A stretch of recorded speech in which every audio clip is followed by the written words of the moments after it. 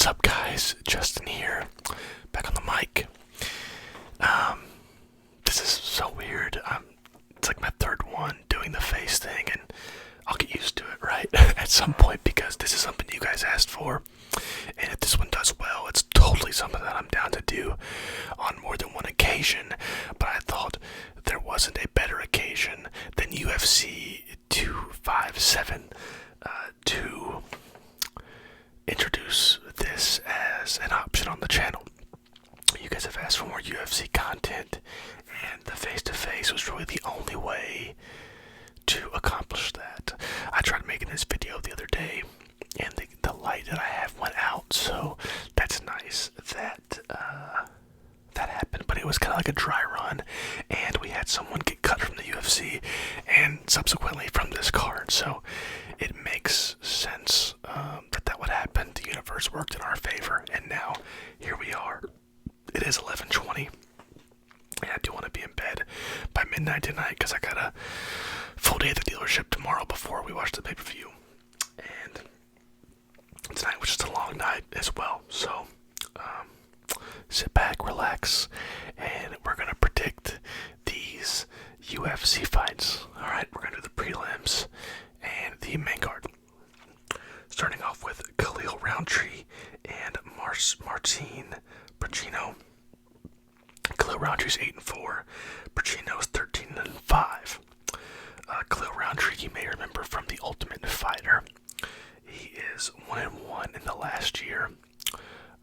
He's a fun guy to watch. But Martin is 0-3 in the UFC. So, short and simple, I like Roundtree. He has a great story. I remember from The Ultimate Fighter, he was very much overweight, and him and his brother watched the UFC and lost weight doing mixed martial arts, and Roundtree ended up now being in the UFC. But make no mistake about it, these two guys are fighting for their jobs. In this one, I'm gonna take Roundtree. I don't know how, probably decision, but we'll go Roundtree, and hopefully that's enough to keep him in a job.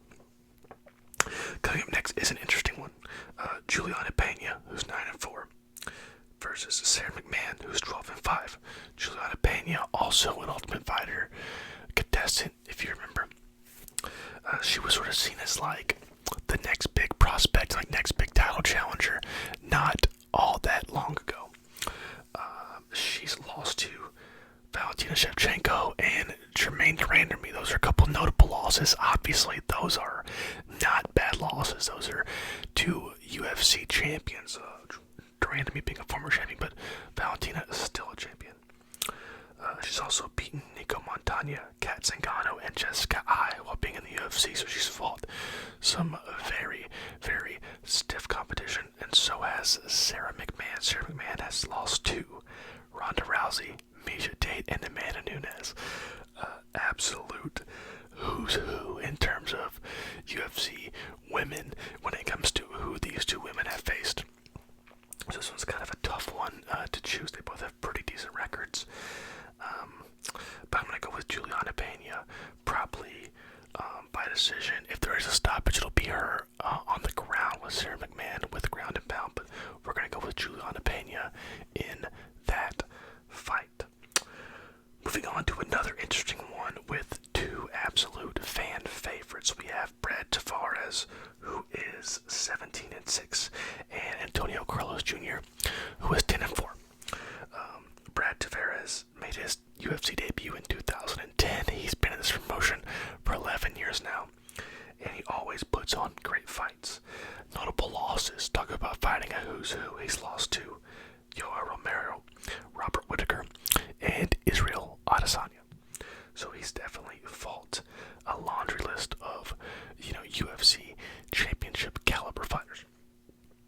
Antonio Carlos Jr., coming into this fight, is 5-2 in his last 7. He was on a 5-fight win streak and now is on a 2-fight skid. Brazilian Jiu-Jitsu black belt, like one of the best on the ground in the entire promotion and maybe in the world of mixed martial arts. Brad Tavares is going to look to come forward and outstrike Antonio Carlos Jr. But the way I foresee this happening is Antonio Antonio Carlos Jr. finding any way to get this fight on the ground, knowing that is his best route towards a victory. And therefore, I have Antonio Carlos Jr. by submission, probably in the late first, early second round. Not in the third. I don't think Tavares would be too wet by that point. I think get him early while they're dry. I'll take Antonio Carlos Jr. by first or second round submission. This is where things get interesting, right? I didn't make like notes and like because these fights moved around. Because Matt Frevola is now fighting Arman Tsarukyan, and Tsarukyan was supposed to fight Nasrat Haqparast, whatever is how you pronounce that. And Matt Frevola was supposed to fight Ottman Azaitar, who's a phenomenal prospect with a ton of knockout victories, who I was very excited to watch. Ottman screwed up and brought in unauthorized person into the bubble. So not only was he dropped from the fight card, he was subsequently dropped from the entire Ultimate Fighting Championship promotion. No longer has a job with the UFC, so good on him for making a boneheaded decision. So Matt Frevola now moves down to the prelims to fight Arman Tsarukyan. Matt Frevola is 8-1 in his professional career. He's a Contender Series guy. He's 2-1-1 in the UFC, so there's a draw in there. I should have put in his record. He did beat Luis Pena, who some of you may remember from the Ultimate Fighter. I'm a big Ultimate Fighter fan and Contender Series fan, so I always bring that up when referencing fighters. If you're a UFC fan and don't watch those shows, I would recommend you do so. Arman Tsarukyan is 2-1 in the UFC, right? 15-2 overall. He beat Olivier Aubin Mercier, and his only loss is to Islam Makhachev. And if you know, Islam Makhachev is a very close friend and training partner of Khabib Nurmagomedov and a future title contender. So to lose to Islam Makhachev is no slight on someone, right? Islam is a very talented fighter, and someone that lost to him doesn't mean you're a poor fighter. I'm gonna drink of water real quick. I'm talking a lot.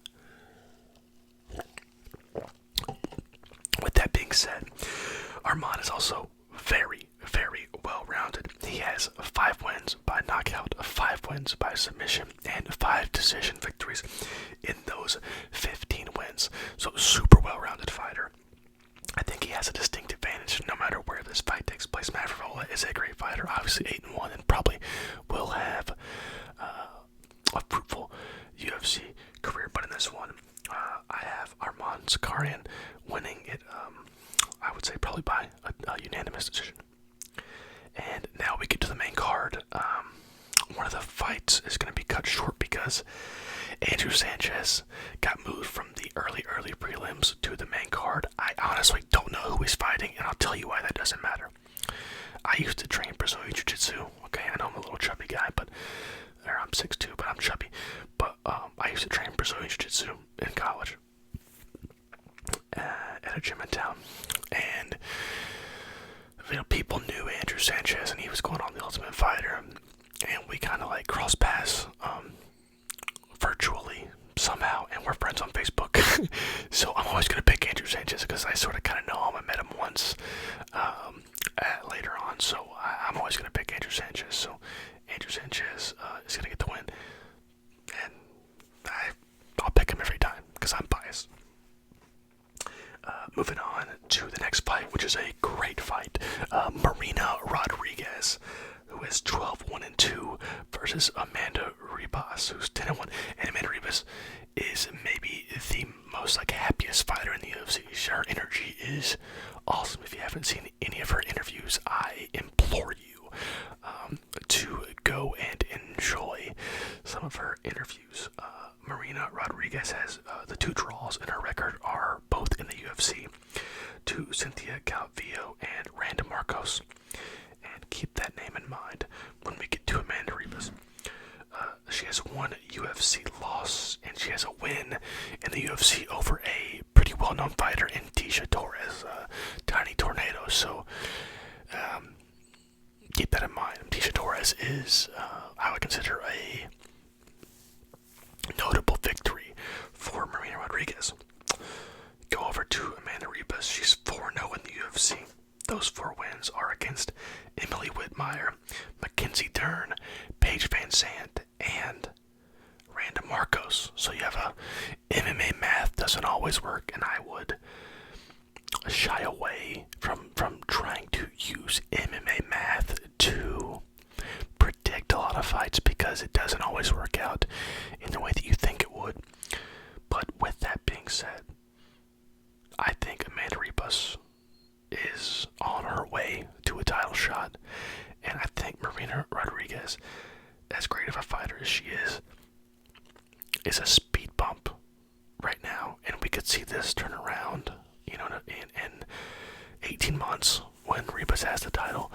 But I think Amanda Ribas wins this fight and goes on to fight for a championship at some point in the very, very near future.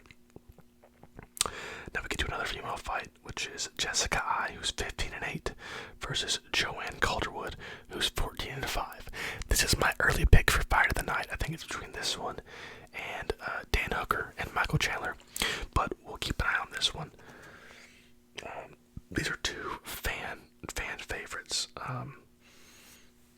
Jessica Eye has 7 UFC losses, so she came in with only 1 loss and now has 7. These 2 women are brawlers. Joanne Calderwood, all 5 of her losses are in the UFC, and both these women, like, I don't really have to sell too much. If you watch the UFC, both these women go out and put it on the line. This is one of those people. I remember when Joanne Calderwood didn't get her like 50K bonus, and posted that picture with like the hat that said like broke, and it really struck home like how little some of these fighters make, and really just rubbed it the wrong way. I think the UFC ended up giving her like a 50K bonus like after the fact, after that picture was posted. But it's fighters like these, right, who I hope that someday Joanne Calderwood holds a belt and Jessica Eye fights long enough or has like a post-fight career and commentary where they can not have to worry, and their kids shouldn't have to worry. I mean, these are athletes who legitimately put it all on the line. Like their absolute long-term health is at risk here. And these are just 2 women who consistently go out and perform at a high level with entertaining fights. This one and the Hooker Chandler fight were 2 of the hardest to predict. I went with JoJo. I went with Bad Mofo JoJo or Dr. Neville. She's had a couple nicknames. I went with Joanne Calderwood, simply based on the fact that I think she can outgrind Jessica Eye. I think at this point in her career, she's closer to a title shot than Jessica Eye, and she can sense that, and a win here puts her firmly in that conversation again. So I'm going to go with Joanne Calderwood. Here we get to the co-main event. This is where the predictions are going to get a little longer, right? We're going to talk a little more about these fights. Dan Hooker, who is 20-9, versus UFC newcomer, but no newcomer to mixed martial arts, and Michael Chandler, who's 21-5, the former Bellator champion. A lot's been made about their size, right? Dan Hooker's 6 feet tall. Michael Chandler's 5'8".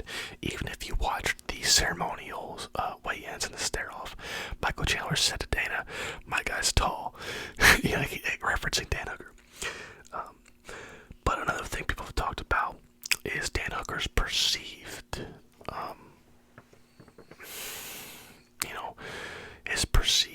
what am I looking for here? What's the word?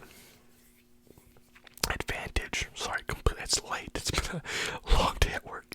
Dan Hooker's perceived advantage in the striking game, which I will give you that at range.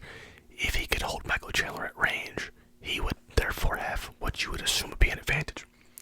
But let's talk about those perceptions, right? Dan Hooker for his career has 10 knockout victories and 7 submissions. The 5'8" Michael Chandler has 7 submissions and 9 knockouts.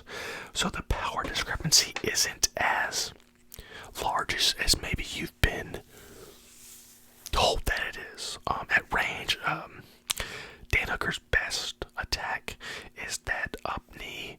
When he's coming up, he gets great, like, it gets to the chin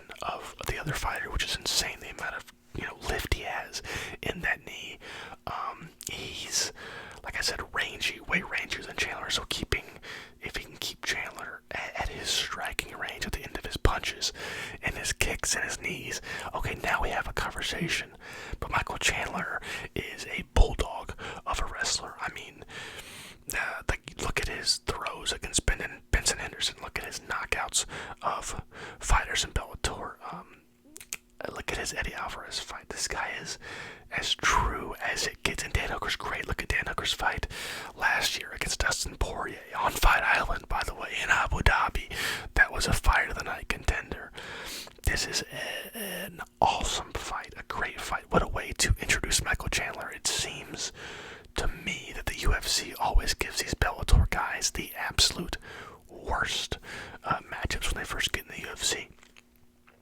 And people also perceive Bellator as a weaker promotion. And for the most part, I'll give you the depth isn't there. The depth and talent isn't there. But the guys at the top, I mean, we've seen it. I mean, I remember when Strikeforce was seen as, the second promotion. What did Strikeforce give us? Well, it gave us Luke Rockhold, UFC champion. Daniel Cormier, UFC champion in 2 weight divisions.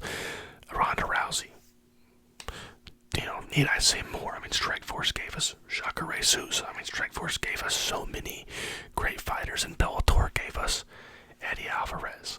The Ben Askren experiment failed, but now we have Michael Chandler. It gave us Will Brooks. That kind of failed. Will Brooks beat Michael Chandler twice. 2 of Michael Chandler's 5 losses are to Will Brooks. The other one's to Eddie Alvarez, Patricky Pitbull, and Brent Primus, I believe, are the 5 losses off the top of my head. Correct me if I'm wrong. Let me know in the comments if I'm wrong. That's not written down on my notes. I'm just going off memory there.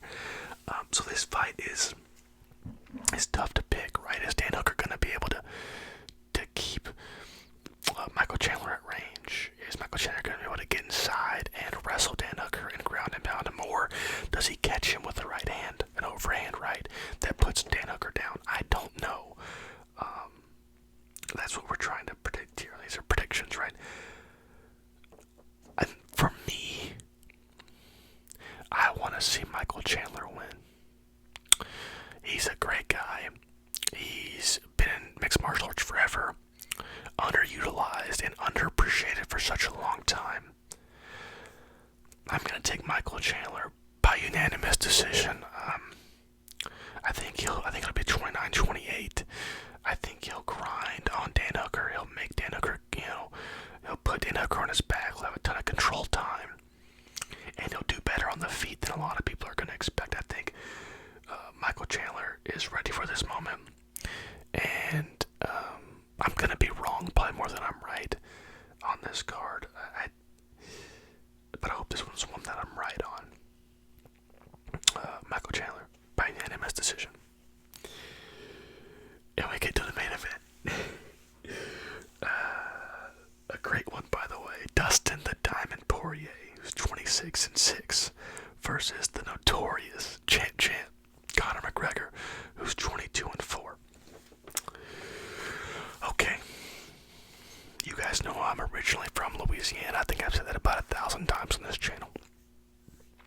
So when they fought the first time, I was torn. I was pretty sold on Conor pretty early. I saw some of his Cage Warrior stuff, and then when he fought Brimage, and you could kind of tell, right? He beats Max Holloway, a young Max Holloway. I'd like to see them run it back too. And he fights Dustin Poirier, who's from Louisiana, Lafayette, Louisiana, and was a part of a documentary that was on Netflix a few years back. I think it was called like Fightland or something. It was kind of a bad documentary, but Poirier was the only person who came out of it. And got to the UFC, which was pretty apparent on the show. He would be the only one who would get there. And so it was tough, but I picked Conor to win then. Because there's something about him. There was something about him even then, early on, that you thought, this guy's different. This guy's got something that these other guys just do not possess. And part of it is his absolute confidence in his preparation, confidence in who he is as a person. Michael Chandler had a great quote, and he meant it in no slight to Conor McGregor. But talking about other fighters, he said, Conor McGregor's not as good as he thinks he is, but he's a hell of a lot better than we thought he was. And, he meant that in the fact that Conor probably thinks, and I believe he does, that he's the best fighter to ever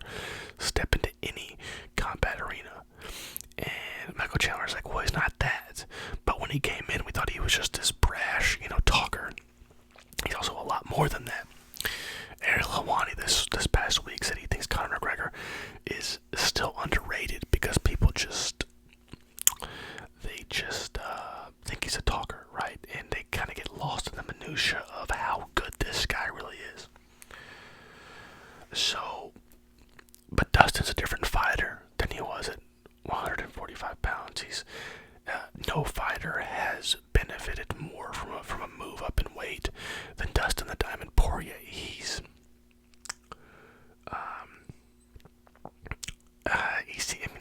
He was kind of chinny, and by chinny I mean he didn't seem to have one. Couldn't seem to take that same punch as he can now at 155 as he could at 145. He seemed to go down quicker. That's, case in point, that Dan Hooker fight, or even the Max Holloway fight before that. Dustin's a great guy. I think both these guys are great to root for. The growth in Conor McGregor in the last 4 years has been great, right? With the whiskey and 2 kids and now 1 on the way.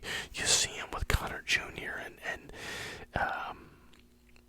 being a father's matured him, going through what he's gone through. Most of it his own fault has matured him, and but he's still that same dog, that same fighter that he was before.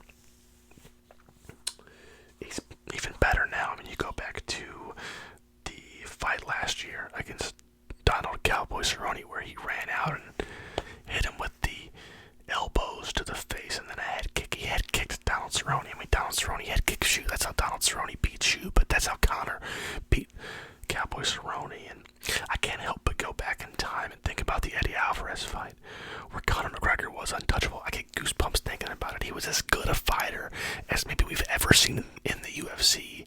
In that Eddie Alvarez fight, he was completely untouchable, and he could not miss Eddie's face. I mean, he was pinpoint precision, and John Kavanagh and Conor McGregor are alluding to the fact that Conor McGregor would lose to the current Conor McGregor, which has to be a scary proposition when you're looking at fighting Conor McGregor. If you're Dustin Poirier and you know that the Conor that beat you wasn't a fraction of the Conor that beat Eddie Alvarez, but this current Conor McGregor would apparently beat that guy, like it's my brain cannot handle this, right? But there is an advantage for Dustin Poirier, and that is if he can drag this thing into the 4th and 5th round. Conor does have these power outages when it comes to energy late in fights. We saw it in both Diaz fights, but I will give Conor credit in the fact that the 5th round of the second Diaz fight, he found something deep down within him and won that round, and that round is what won him the fight ultimately. So, but there is a perceived lack of gas tank when it comes to Conor McGregor, and Dustin Poirier does not possess that. Dustin Poirier has an amazing gas tank. Ask Max Holloway and Dan Hooker. I mean, he went, and Gaethje. I mean, he knocked out Justin Gaethje. Poirier's been on a run. He lost to Khabib. Tough shit. Everyone loses to Khabib. So, yeah, this was a tough one to call. In a sense, right? Because my heart, wants Dustin to do better, but my favorite fighters of all time, in no particular order, are Anderson Silva, Daniel Cormier, DJ Dillashaw, Conor McGregor, and there's a 5th in there somewhere, but those are my top 4. Probably Frankie Edgar right now would be 5th, I don't know, just off the top of my head. But with that being said, I'm going to go Conor McGregor with a knockout in the 1st or 2nd round. I think, a focused Conor McGregor could literally conquer any feat put in front of him. So I take Conor McGregor, and then we see, does Conor fight? If Khabib comes back, obviously that's the fight. And then if Khabib doesn't come back, does he fight Chandler for the title? Does he fight Charles Oliveira for the title? Does he fight Nate Diaz in the 3rd fight for a title fight? We don't know. But he would be fighting for the title next, no matter what. I think whoever wins this fight fights for the title. Those are my predictions for UFC 257. I hope this camera angle was good. I hope everything comes out well. Like I said, this is a new thing for me, predicting the fights ASMR style. If you enjoyed this video, let me know. Please leave a like and comment down below. Who do you guys think's gonna win? You think Michael Chandler gets it done, or you think Dan Hooker's too much for him? You think Conor can do it again? again, or has Poirier, closed that gap on Conor? Let me know in the comments down below. Thank you guys for watching, and I'll see you on the next one.